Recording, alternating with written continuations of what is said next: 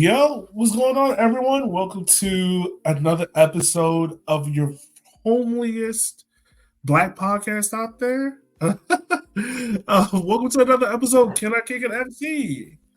I told you I was working on another intro.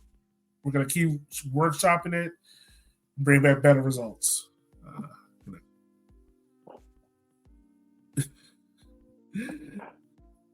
We're gonna keep workshopping.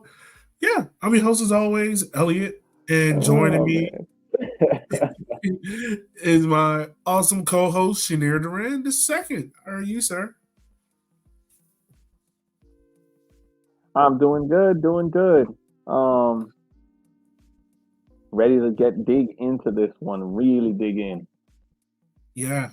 Um, we're talking about, if you didn't know, one of my favorite players. I think it was a recent tweet out about who are four players, past or present, you will pay good money to go see. Like, who would you pay like a substantial amount of money to go watch live in their prime? And my four were Manuel Neuer, um, Sergio Ramos, Lionel Messi, and Kylian Mbappe. And today we're talking about Mr. Kylian Mbappe. That's that's what we're talking about. Absolutely. I mean, his Yeah, accolades are endless. he's But what on do my you list too. He's on my yeah. list too. He's definitely on my list. Um, the guy is electrifying. He's unplayable. Like he's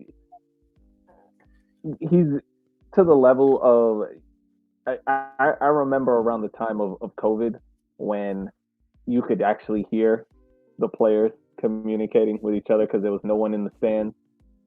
Yeah. And hearing, I remember a game with, I think it was against Barcelona where one of the defenders up against Messi was getting cooked left and right. And the coach was telling him, like you're gonna let him beat you every time. He says when I get close to him, he goes past me. When I stay far away, he passes or shoots. Well, what am I supposed to do?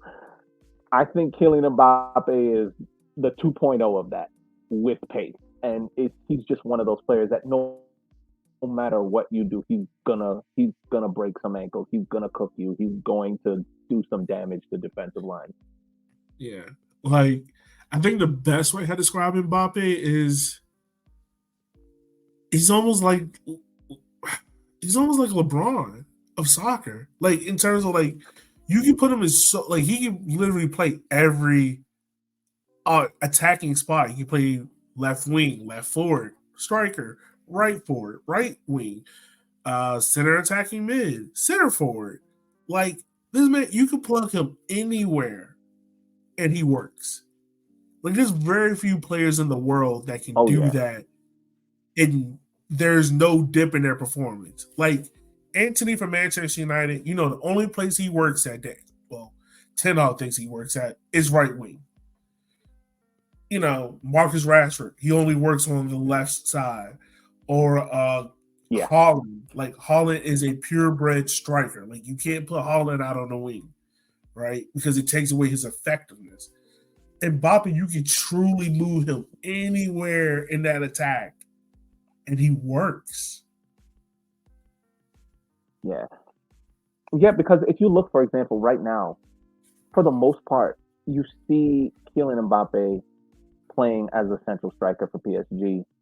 Yeah. When he first came to PSG, he was a left winger. When he won the World Cup in 2018, he was a right winger for France.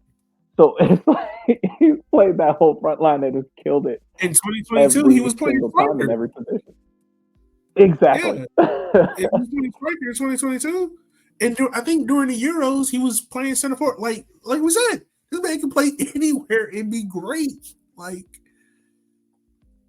I think like you Yeah. were saying before we started recording there about how Mbappe is like the perfect encapsulation of so many greats that we've seen before. Like, he has the flair of a Ronaldinho, but he has the strength of a Samuel Eto'o or Ronaldo. He has this goal scoring capabilities of a Cristiano Ronaldo. Cristiano Ronaldo. I said Ronaldo, but he has the technique in tight spaces as Messi. He has the flair of a And then Neymar. he has the pace of Roberto Carlos. Right. It is just like, yo, did it make you in a lab? Like, how does this work? Like, Yeah, no, I think it was two competing high science labs that created Kylian Mbappe and Erling Haaland. And Kylian Mbappe, the lab that made Erling Haaland were going more for the Terminator, and Kylian Mbappe came out when the other lab they said, all right, let's just piece together the best aspect of all of the greats. it's And like God yeah, was I think literally like, I'm gonna take the greats of all these soccer players I made and put it into this one black kid, and here you go. Like, yeah, yo, it's it's insane. to be honest with you, he's the second coming of Pele because Pele was the same way. Pele was he was built perfectly to play the sport. His build, his height, his weight, his speed, his ball control, his shot power, heading ability, quickness, intelligence, all of that. So he's like the second coming. He's Pele 2.0 No, I wouldn't even at say. this point. I get that. I get that. But you know who he reminds me of? Two players, and these are way before my time, so definitely like being a history nerd, I'm probably the only person who could have related these two together. But he is what you get if you were to take the best and everything of Eusebio and merge it with Ronaldo, original Ronaldo. The R9 Ronaldo. Oh gosh, Yeah, yes. like that's what you have. Like that's literally Yeah, what you have right now. Like, I mean, we're probably going to talk about everything, but like his time in Monaco, you saw the rawness of a young great striker, right? And then in PSG, you see yeah. him becoming this not almost finished product because he's nowhere. Like I still don't think he's hit his peak. Like I think he's starting to hit his peak where it's like you can see he's doing a lot of stuff just off of like, oh, I'm more athletic you. But now he's starting to be more cerebral, Yeah, and it's the yeah, way how he plays is so much different. But then like in the France squad, and I think by far probably because one, I picked France to win in 2018, so it's my World Cup as well. You saw how he took that team that crashed out at the 2022. I mean, not 2022, at the 2016 2020. Euros in France, got to the final, lost to Portugal, and he leads them to the World Cup in 2018. Yeah, And then even in 2022, he has arguably the man of the match performance and arguably the greatest World Cup final ever.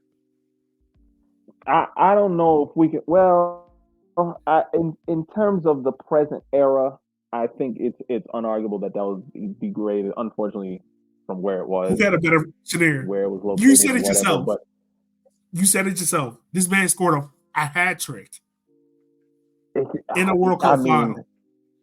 he dominated the game. He absolutely dominated the game, and And also, I just I want to point I out, personally think Argentina got through to penalty kicks by the skin of their teeth. They oh started yeah, off 100, great, and then Kylian Mbappe woke up and almost destroyed them.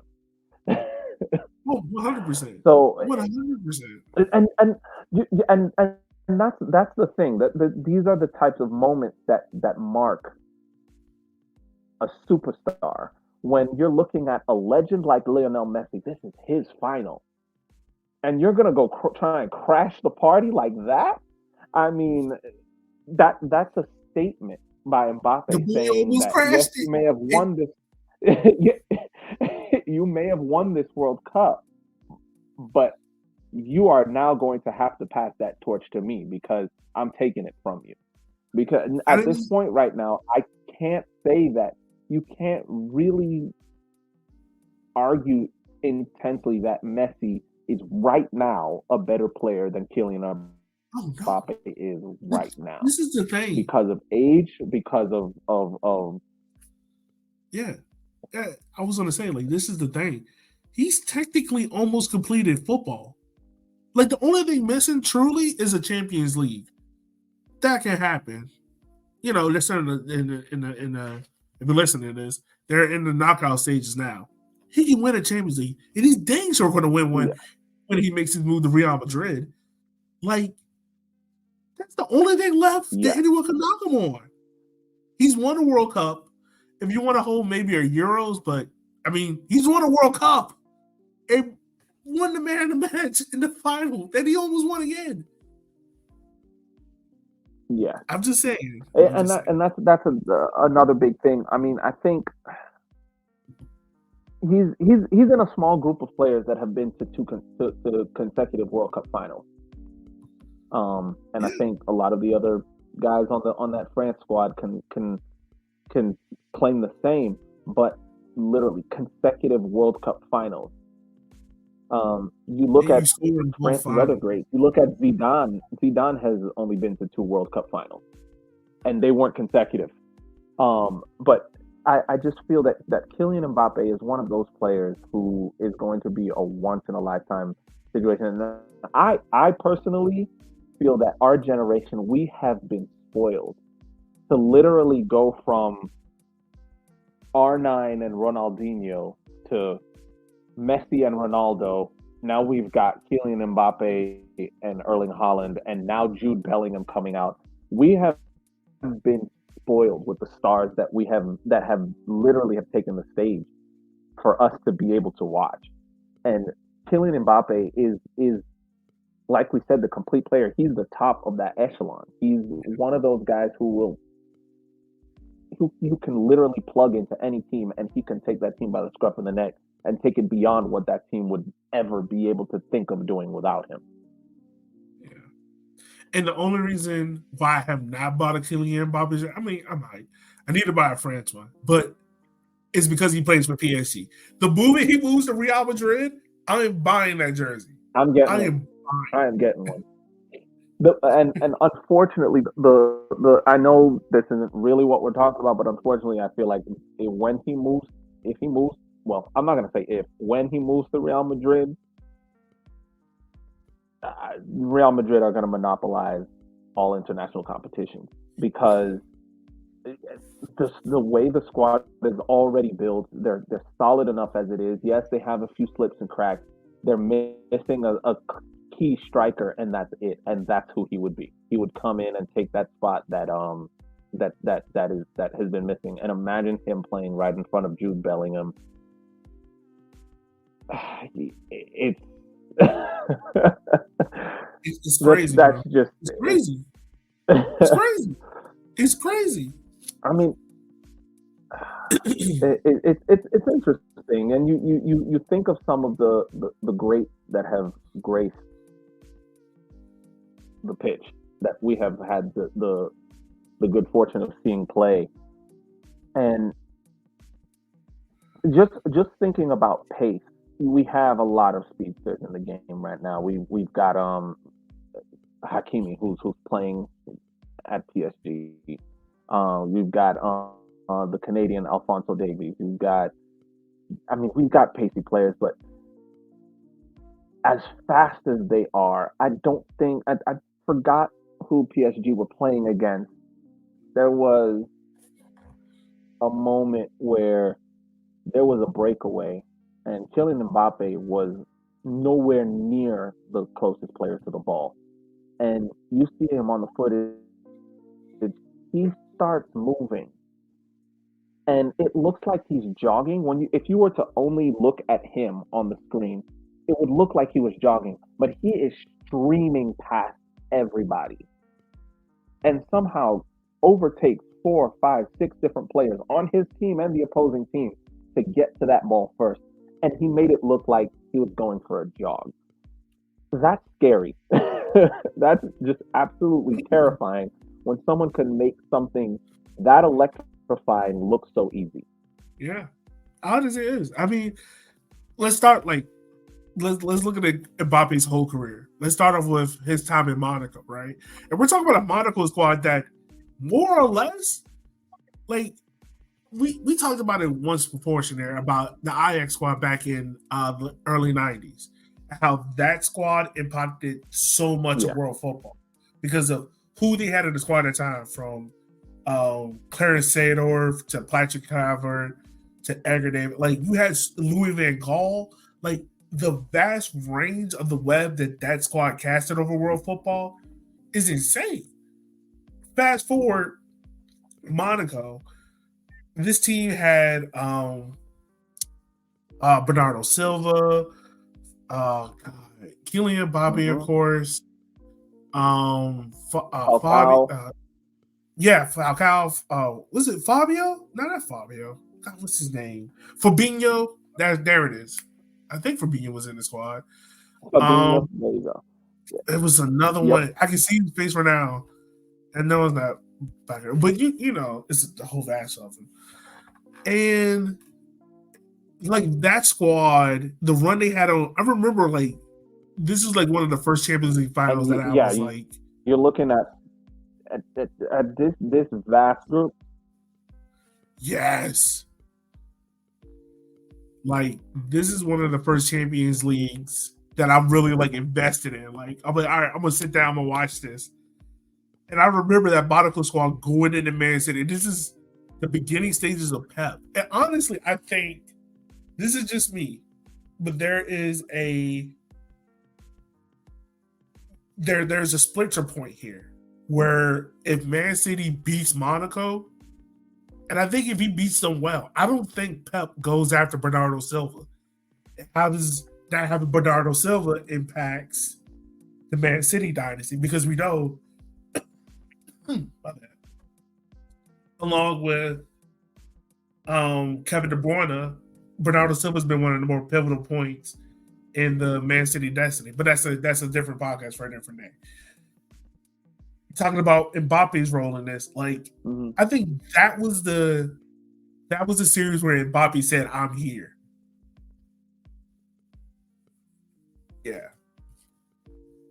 Yes, that was his introduction to the world. Really, he kind of let the world know. All right, you've been hearing whispers, you've been hearing rumors. I'm here to let you know that these rumors are true. And he hit the center stage and he showed what he can do. And only at how old was he? Like 18, 17, 18? Yeah, he was young. Just insanely starting to take over. Yeah, so because that was 2016, so he was 17, 17 or 18. Scored against Man City one night. You're and you look at the game right now. There are a lot of young players in the game right now. You look at Jude Bellingham, Garnacho, just a lot of very young players who, and even the ones that are kind of getting into more of the peak of their careers right now. Your Christian Pulisic, your Kylian Mbappe himself, your Neymar, who when they were young, just a lot of players like at a very young age hitting height that you did not expect them to hit at a very young age. But a lot of times, Marcus Rashford, he's still a staple as a player right now, but has he hit the height that the promise of when he first came out gave to us? When you look at Garnacho right now, I'm starting to wonder, is he going to peter out quickly? Kylian Mbappe has hit those heights in 2015, 2016 season, and he's never looked back. He's just continued to to deliver week in, week out, year after year for the past, 7, 8 years. And he's only 25 and he's accomplished so much. Yeah, no, he has. He's accomplished a lot, man. And I think the whole Monaco era, like his whole time in Monaco, he accomplished a lot there. Obviously went on to go win the league. But Monaco had to break that squad up.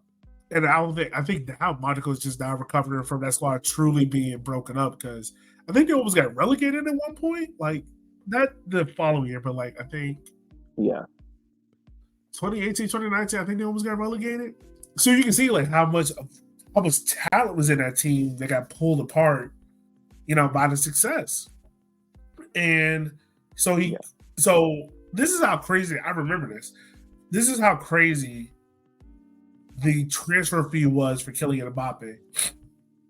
So PSG, instead of buying him outright, had to loan him in for a year to break the transfer payment up into two parts. So year one, they loan him in and they pay half the fee. I forgot how much the fee was, but it was something crazy. Like I think almost like 180 million. Yeah, something around that range. So they pay 90 the first year, and then year two they pay the other 90, but he's obviously that player by then. And it's just like, yo, like we're talking about a 200 million, almost a $200 million striker who is 18 years old. Like you, boy, you better be good. Like, I mean, he's proved it. yeah, he surely has. I mean, his time at PSG, you could say, has been filled of ups and downs. It's been turbulent. Like, I think PSG was trying to recreate what Real Madrid did in the early 2000s and have instant success. Because PSG, let's be honest, like PSG main thing is not about League 1. It's not about being the best in League 1. It's about being on that world stage with Bayern Munich, with Real Madrid, with Barcelona, with Man City, like all the top English clubs, the European, I mean the Italian trio, like is to be on that stage. So if you look at it from that standpoint,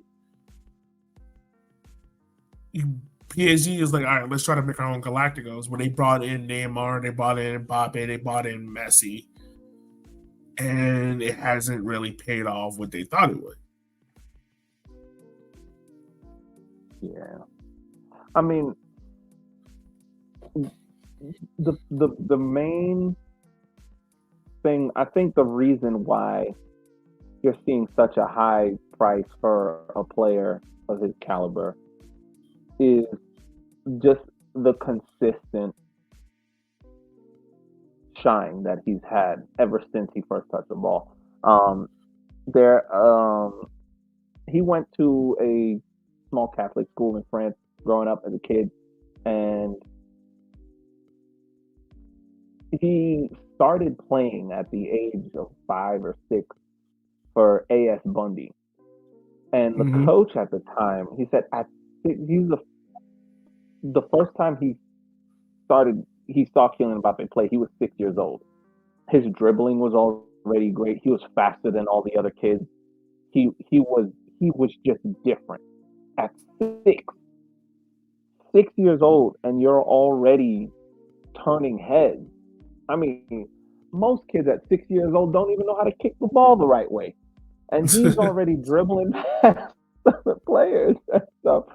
And it's just crazy. And of course, and this goes back to when we were talking. We did an episode on Nicholas Anelka. Yeah, you're seeing this consistent reoccurring thing with all of these French players. Kylian Mbappe did spend some time at the Clairefontaine Academy. And again, that is another add-on to that price tag, because that is the equivalent of back in the early 90s.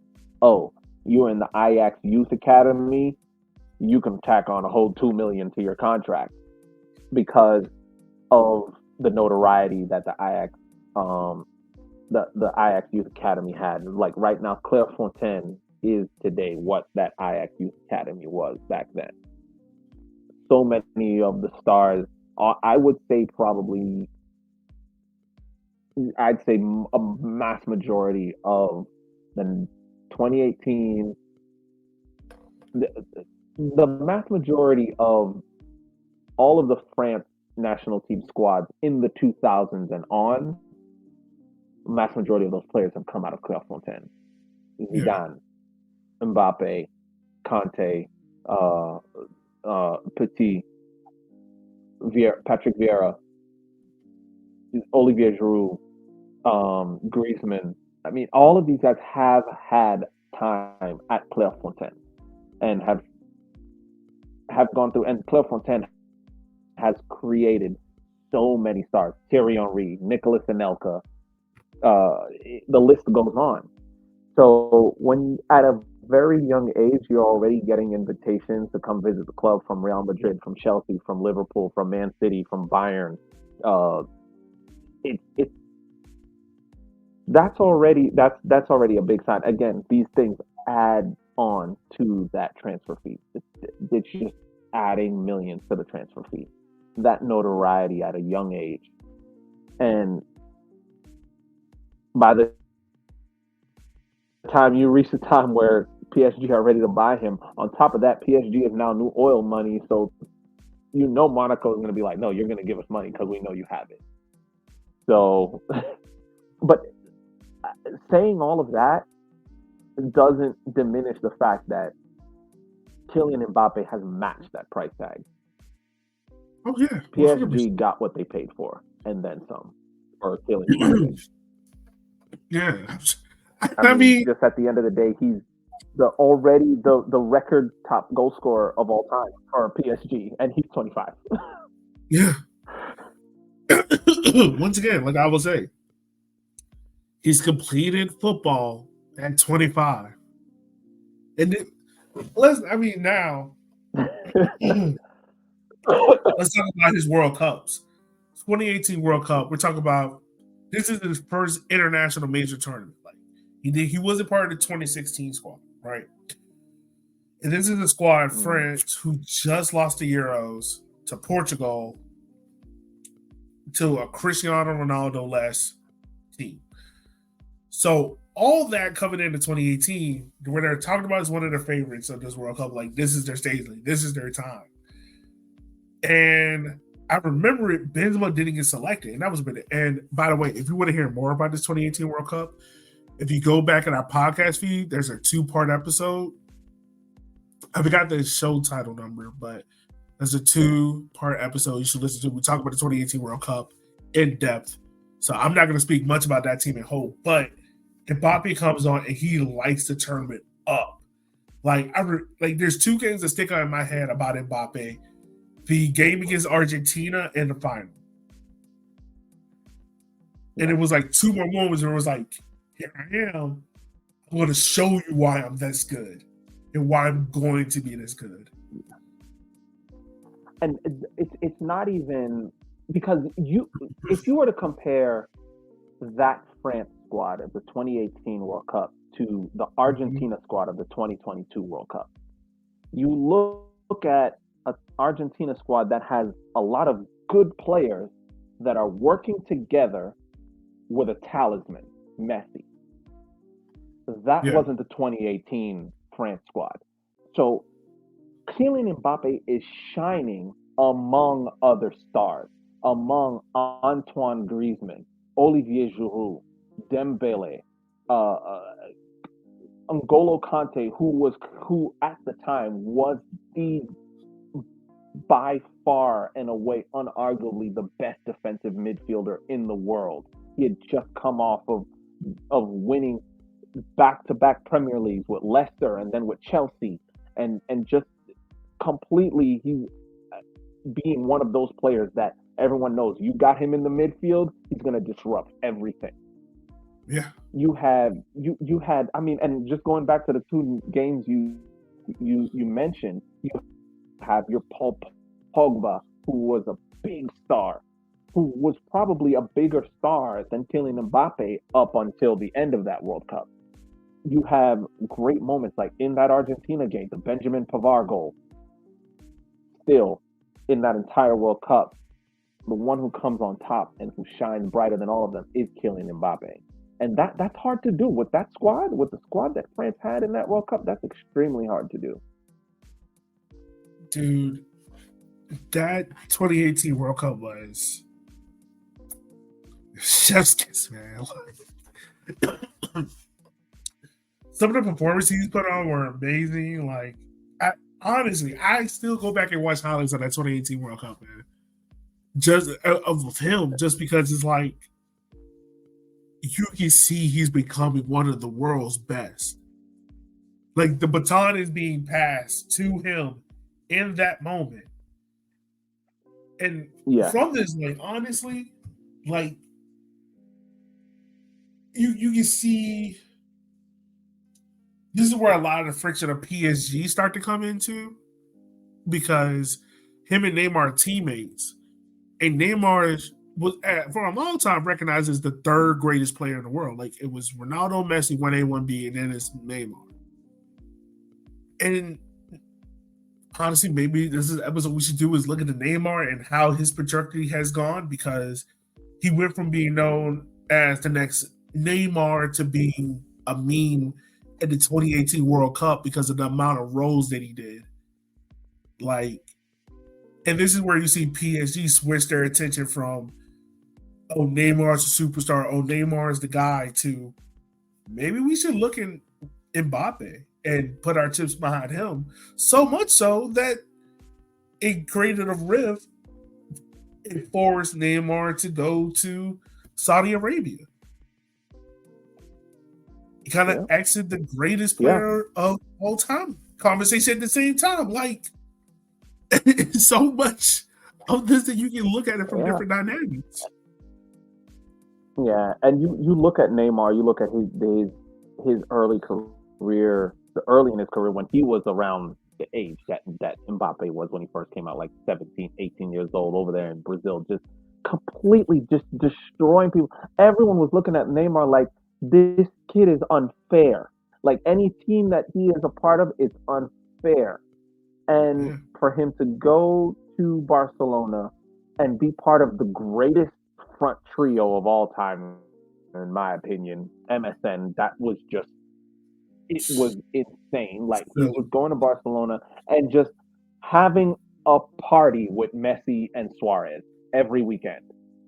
And now he comes to PSG, and I think what also made it worse is I think he moved to PSG in order to get out of Messi's shadow, only to fall into Kylian Mbappe's shadow. Yeah. And because I think there's 1 year where Neymar is the only person at PSG, and then I think the next year they bring in Mbappe. I think if I remember that correct. Yeah, I think that's how it went, right? I think Neymar's first at PSG. So. And then and then Mbappe comes. And then you can see PSG kind of shift their attention to Mbappe and how that, yeah. Excuse me. Yeah. It's crazy. That's just, it's interesting. But one thing that I feel has kind of slowed his career down a little bit is I think at a young age, some of the ego was starting to get to him, especially with the deal that he had made with PSG on one of his more recent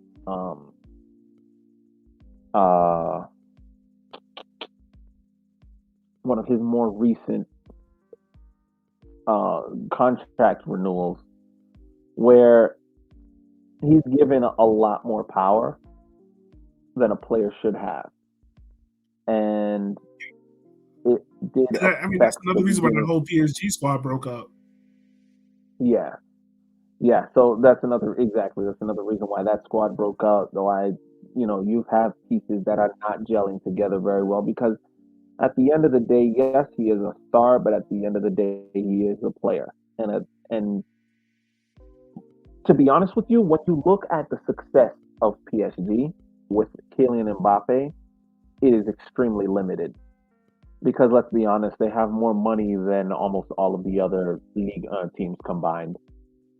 They should be winning it every year. That's not a big deal. They haven't won a Champions League. They haven't looked like a cohesive team in Europe, ever. And but then you turn around and you look at the France squad.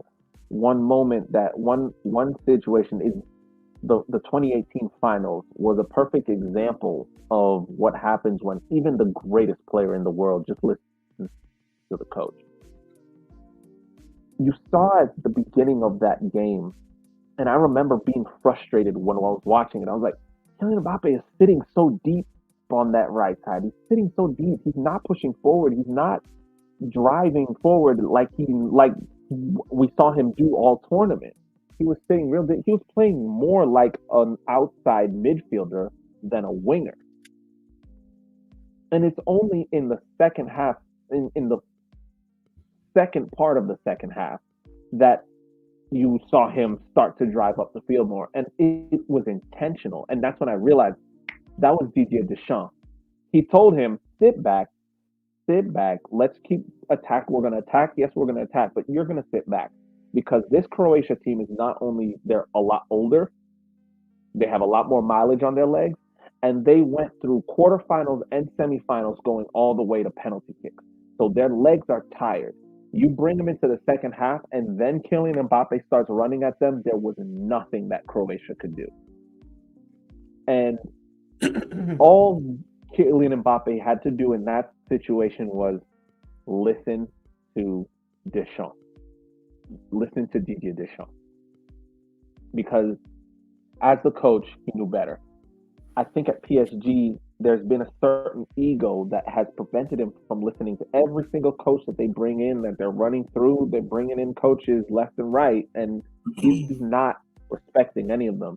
And we saw a little bit of a bite back from that at the beginning of this season where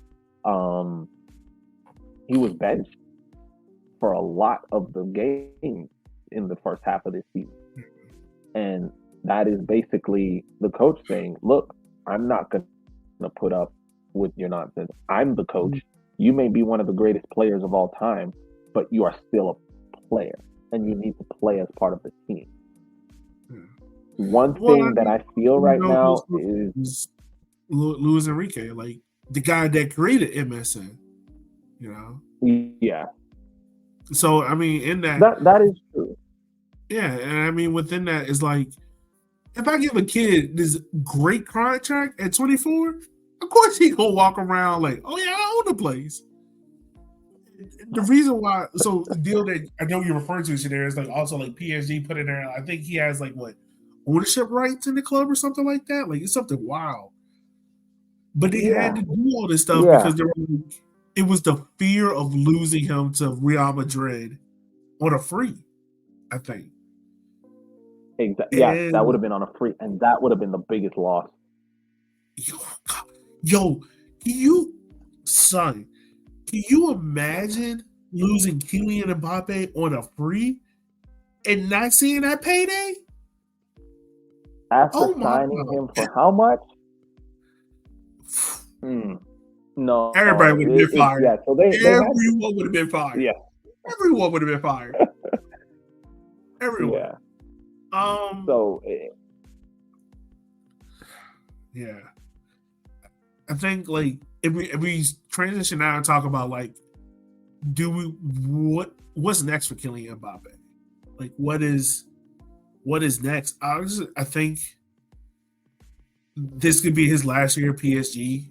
Get the move to Real Madrid, and that's really where, to me personally, like Mbappe doesn't need to do anything else to cement his legacy. He's already done it. He has. Like, he has done it. The only thing that's left is, like we said, is the Champions League, and I think a move to Real Madrid will assure that. Right. I honestly think they might even shine him as early as in the next couple of days in the January transfer window, because I feel that, and you see connections between Mbappe and Messi in terms of career path and style and all of that, but you also see connections with Cristiano Ronaldo. And I feel that Messi is literally a combination of Messi. Mbappe is a combination of Messi and Ronaldo. And also in terms of Ronaldo, Real Madrid being his childhood dream club. Yeah. And I mean, one thing that that was said. I can't remember where I saw that. It was said that he at the school that he went to, um, he was considered a brilliant student, but a bit. I wouldn't say troubled, but he had an attitude, of course, and he thought he was all that, and he as a kid he was a kid, but he started taking Spanish, and within a year he learned how to speak Spanish fluently, and I see that as him saying, "I'm going to learn how to speak Spanish because one day I'm going to play for Real Madrid." Um, Yeah. he's always aspired to play for that club, and with that being said, at the he I think it's gonna be Real Madrid very, very soon. Real Madrid have been sniffing around Kylian Mbappe ever since he was on loan at PSG. Yeah. So if he is to go to Real Madrid, there is no way that Kylian Mbappe will be bigger than Real Madrid. So he will have to go back to the mindset of I am a player on this squad, and he But is going. Shanir, That I think that's when you're going to see Kylian Mbappe light it up. but Shanir, he'll be the closest thing to it. Yeah, no, he will be. He will be. Like, He'll come the honestly, like, closest of bro, any like, player. I will say this: if Kylian Mbappe moves to Real Madrid, it might be the first soccer segment outside of Messi coming to MLS that gets 24-hour coverage. Like Yep, that's it will. like no other move in the world gets that type of publicity. To be honest with you, the closest thing to what we will see with Mbappe moving to Real Madrid is Cristiano Ronaldo moving to Real Madrid from Manchester United because that made big noise. This is gonna eclipse that. Yeah, that made big noise. It did. But I don't know. Like it's nothing. I don't think it will ever Yeah, be anything like this. Just because of his following, he's one of the world greatest already. The amount of money is going to be like the contract is going to be stupid. Like, I'll say this: another. Mbappe. Mhm. So let me ask you this: can you give me the top 3 highest selling jerseys of all time?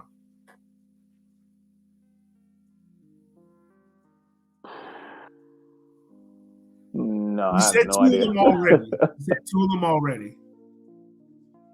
So Pele is probably one. No, Pele's not even in the top. Neymar. No, we just literally just said these 2 names.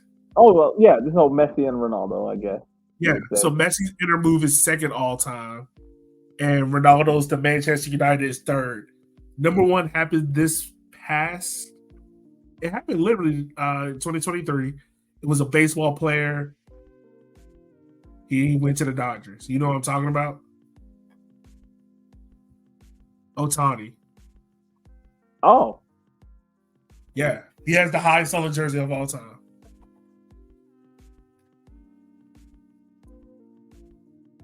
Yeah, really? yes, I know you don't watch baseball like that, but like Otani is like that. Like he's a pitcher No, that can hit. I've heard of him. I've Yeah, heard of him. I mean, he's big enough for me to have heard of him. yeah. Like nah, like he like that. I think if Mbappe goes to Real Madrid, it's taking that number one spot. Like, it's gonna be stupid. Oh, It's gonna be crazy. It's absolutely, gonna be absolutely. crazy.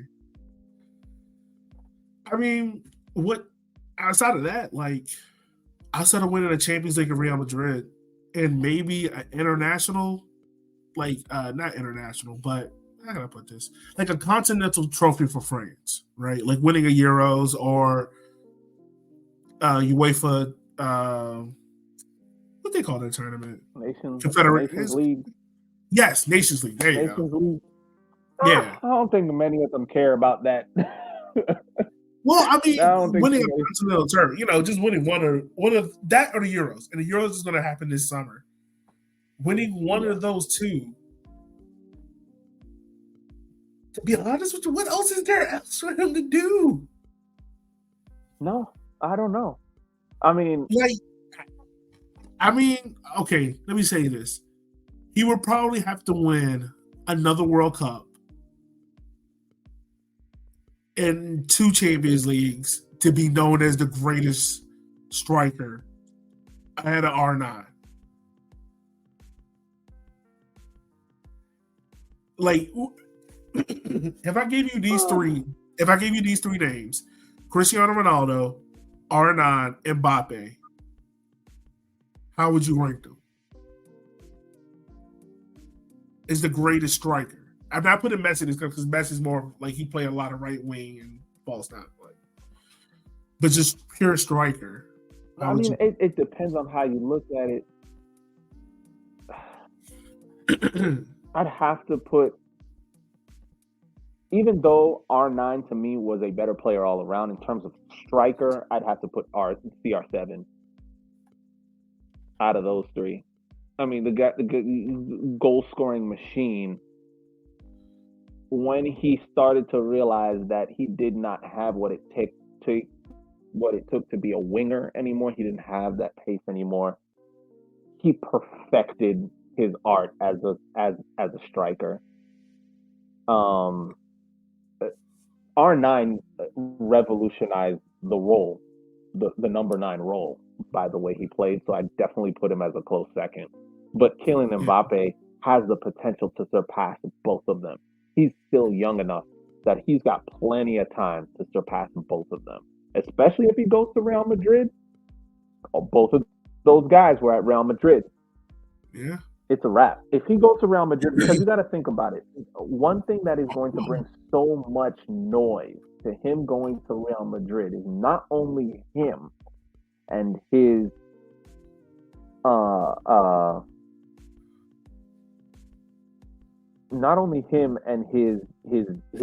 notoriety, but what he's going to do to the stars that are already there.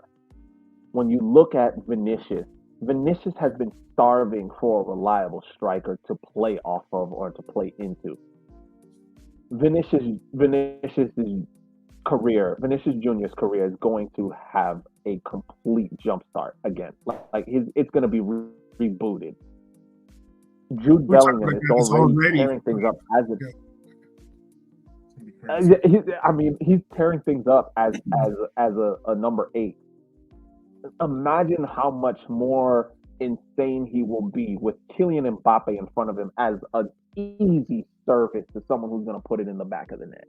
I mean, I think we may end the season with Kylian Mbappe having the most goals in the season, and Jude Bellingham, if he stays at Real Madrid and Mbappe stays at Real Madrid, Jude Bellingham will have the historic most assists, because you put that in front of him, he's going to gobble it right up, and those guys are going to hit another gear.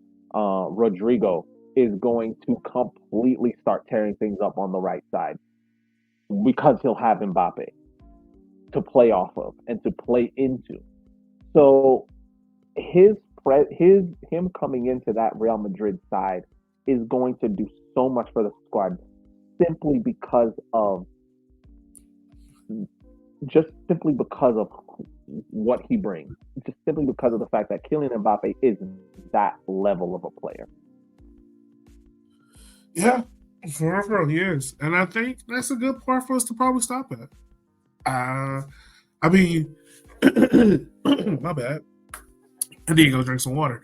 We haven't even mentioned how, like, the comparisons between him and Thierry Henry are. Like, it's insane. Like, we can talk about I can talk about Mbappe all day.